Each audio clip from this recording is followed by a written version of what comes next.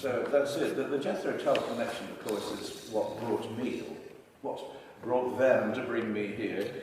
I suppose I should say it's always been a little embarrassing in a way that our agent gave us that name back in February of 1968, and I can only apologise for not having studied that period of history at grammar school. We kind of skipped through and did we only had, I think, 2 classes a week in history, so we missed out most of it, thank God.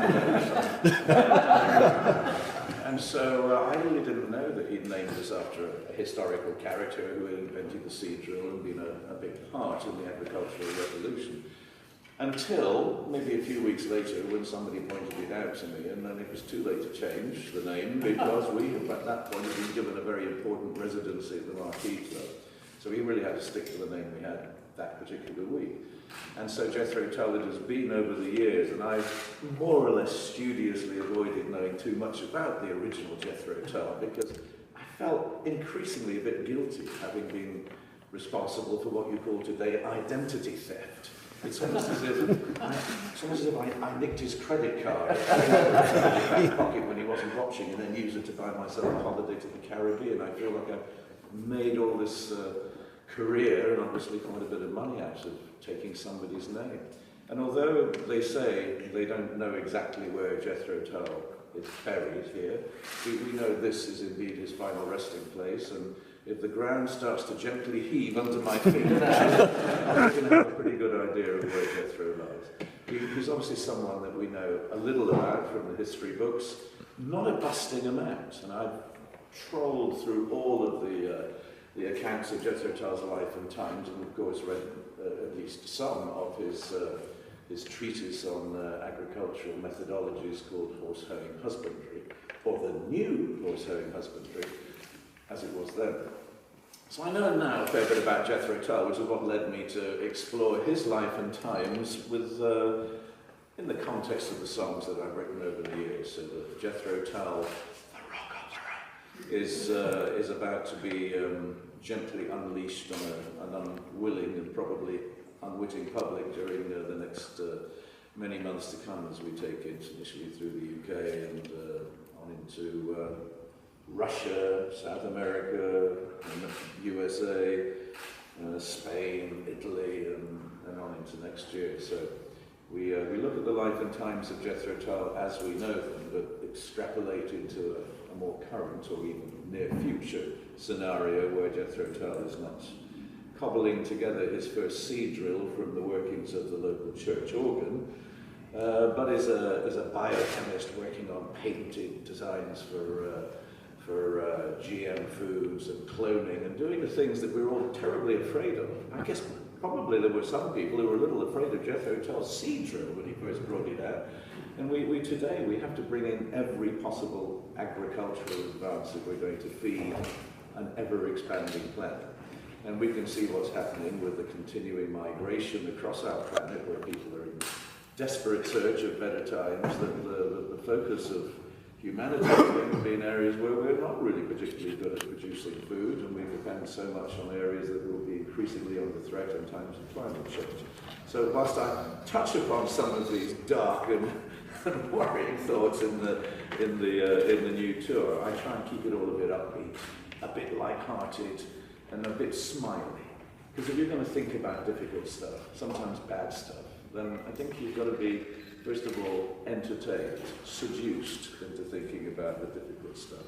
So I'm trying to keep it all upbeat and friendly and happy, and that's about it. I left this morning, having spent an hour or two in my studio just going through a few of the trickier musical bits, and when I get home this afternoon I shall be back again doing the same, because we start the tour in next Tuesday in not so far away Basildon. So that's where we'll be kicking off, and maybe some of you will get a chance to come along. I hope so. And if you liked it, then please tell me how much you enjoyed it. If you thought it was really particularly horrid, then just keep it to yourself. And if there are any questions to ask, because I'm sure somebody must have some thought. I can only muster so many thoughts myself in a day without being provoked by a particularly insidious and probing question, so let me have it. You, sir. if this was an episode of Doctor Who, and we were all transported back to the 18th century, or alternatively Jethro Tull was transported here, what would you say to him? Sorry. I would probably say sorry and then attempt to play him a little bit of flute. It might just make him feel, okay, he's not such a bad guy after all. But I feel about it the same way, perhaps, as I do about J.S. Bach, because I've taken liberties with a couple of his tunes over the years, and some people find that a bit scurrilous and a bit disrespectful when you take a piece of classical music and then twist it around and syncopate it and do stuff with it. They think you shouldn't do that, you shouldn't mess with classical music, and maybe also you shouldn't mess with historical characters. And that's an argument I can't begin to refute. So yeah, it would be a sorry, would be my response. How do you think that would go down? Do you think he'd buy that? You probably want the royalties. I think he'd be, yeah. Anybody else? Come on, I'm going to come and pick on you if you don't mind. Go ahead. I live in Goring, and I was telling people that I've been asked to come and take photographs of Jethro Tull, and they said, "Oh, he's the comedian from the West Country." And I have the impression that younger people know Jethro, the comedian, rather than you, Ian Anderson. I think that may possibly be the case. I was playing in, I think it was in Bristol, Colston Hall once, and there was our agent at the time was standing in the foyer, counting the money or whatever he was doing, and some rather disgruntled couple left the building. And he said, "Are you leaving so soon?" And they said, "Yes." We were about 6 or 7 songs into the show. They said, "Yes, it's not really for us." He said, "Oh, well, what's wrong? What's the problem?" And they said, "Well, he wasn't bad. Don't get us wrong. He was quite funny, but it was a bit too much music and not enough jokes." And then my agent realised that they thought they had come to see Jethro the comedian. But I did actually take it as a real compliment, the bit when he said, he was actually quite funny. It was gratifying in a weird kind of way. But yeah, Jethro the comedian, it's worse than that, because when I first suffered those moments of embarrassment, having found out who our original agent in 1968 had named us after, it was immediately, oh no, the guy in the Beverly Hillbillies, because there's a character there called Jethro, son of Jed Clampett or whatever. So we always had this idea I had the idea Jethro was in fact an American name. It was a kind of a hillbilly name, someone not really bright, country bumpkin kind of guy. But of course, Jethro is in fact a good, solid, southwestern English name, and Tull too is from that part of the world, generally the southwest of England. So Jethro Tull really is about as English as you get, as far away as it's possible to be from the Beverly Hillbillies. But that was my association, rather than Jethro the comedian, who was probably listening at the time. So what's the average age of your audiences? About 104. Now, the thing is that Cliff Richard, I know, he is someone who, I suppose, has over the years got a very firm, solid following of people.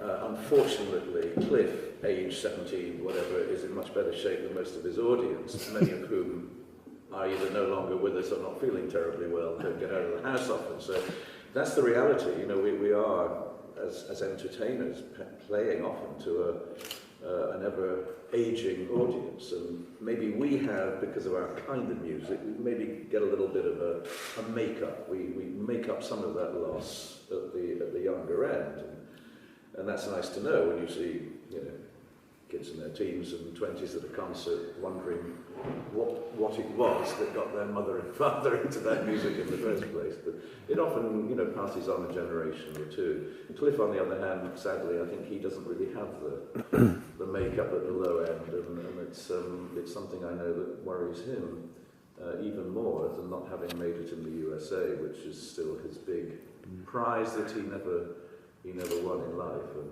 leaves him feeling a little bitter. I say this because this is what he told me. You know, I always wanted Cliff to be, because he was not my childhood hero, but someone that I paid a little attention to when I was a teenager, and he seemed to being amongst the firmament of stars that was actually UK, not UK born, but UK bred, that he was an example to people like me that, hey, we could do this. You know, it was, it had that exciting credibility that meant that being an entertainer or a musician might be within your grasp. So that's what I always felt Cliff and Adam Faith and some of the others. I kind of owed them that bit of example, that leadership, that rock music was not all American. It didn't belong there. It was universal. So it gave us the feeling we could have a chance. Dear old Cliff, God bless him. When I was my sheriff in this county, I had what to do with alcohol.